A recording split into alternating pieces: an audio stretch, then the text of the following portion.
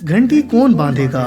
प्यारे बच्चों, बहुत अरसा पहले की बात है कि एक घर के बावर्ची खाने में बहुत से चूहों ने कब्जा जमा रखा था। वो हर वक्त बावर्ची खाने में उधम मचाते रहते थे। बावर्ची खाने से कभी प्लेट गिरने की आवाज आती थी तो कभी गिलास टूटने की आवाज आती थी।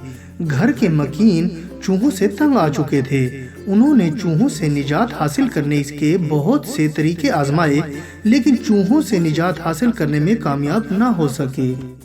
एक दिन वो घर में एक बिल्ली लेकर आए। बिल्ली घर में आकर पहले तो बहुत परेशान हुई, लेकिन कुछ देर बाद ही जब उसे एक चूहा नजर आया तो वो खुश हो गई। बिल्ली ने झपट कर चूहे को शिकार किया और खा गई।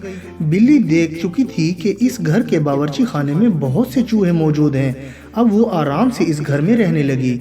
उसे जब भी मौका मिलता किसी न किसी चूहे को शिकार कर लेती और मजे ले लेकर खा जाती।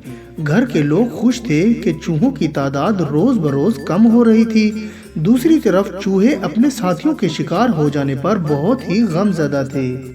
एक दिन बिल्ली बावर्ची खाने से निकलकर बाहर गई तो चूहों ने ये मौका गनीमत जाना और सारे इकट्ठे हुए ताकि कोई ऐसी तरकीब सोची जाए जिसके नतीजे में बिल्ली से निजात मिल सके। सब ने अपनी अपनी राय पेश की।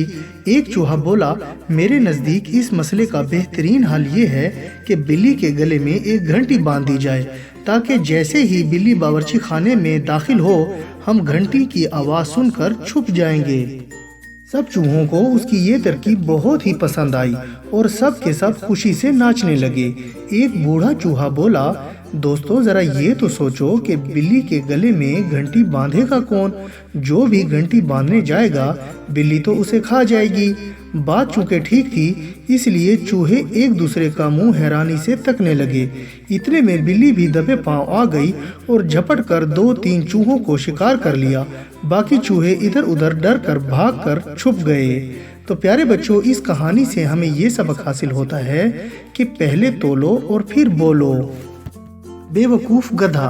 प्यारे बच्चों, बहुत अरसा पहले की बात है। किसी जंगल में एक गधा रहा करता था। जंगल के जानवर उसे डिंकू के नाम से बुलाते थे। डिंकू अपने आप को बहुत ही अक्लमंद और चालाक समझता था। एक दिन डिंकू जंगल में हरी भरी घास चर रहा था कि उसकी नजर दूर बैठे एक शेर पर पड़ी।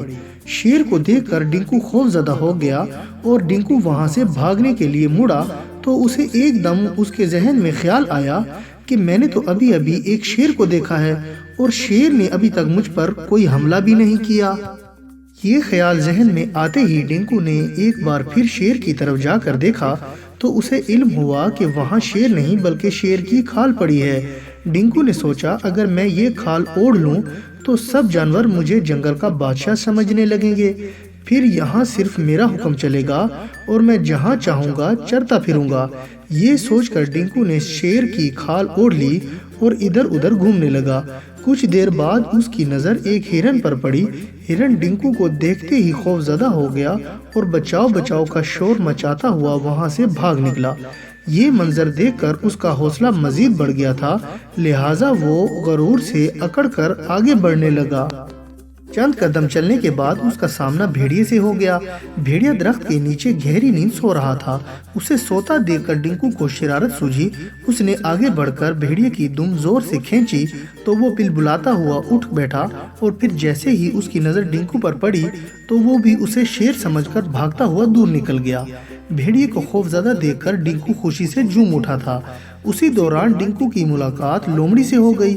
ये लोमड़ी भी डिंकू को शेर ही समझी और थर थर कांपते हुए बोली, बादशाह सलामत, आप वापस लौट आए हैं। मैं तो समझी थी कि आप अभी तक दूसरे जंगल के बादशाह की कैद में हैं।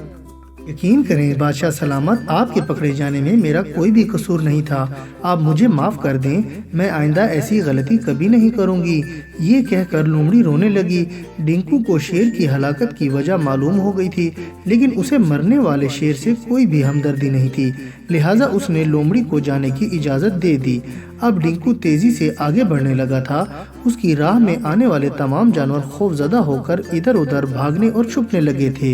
इन भागते और छुपते जानवरों को देखकर डिंकू को एक और नई शरारत सूझी।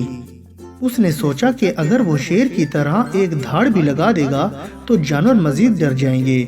चुनाचा उसने बिना सोचे समझे मुंह उठाकर ढींचू ढींचू करना शुरू कर दिया।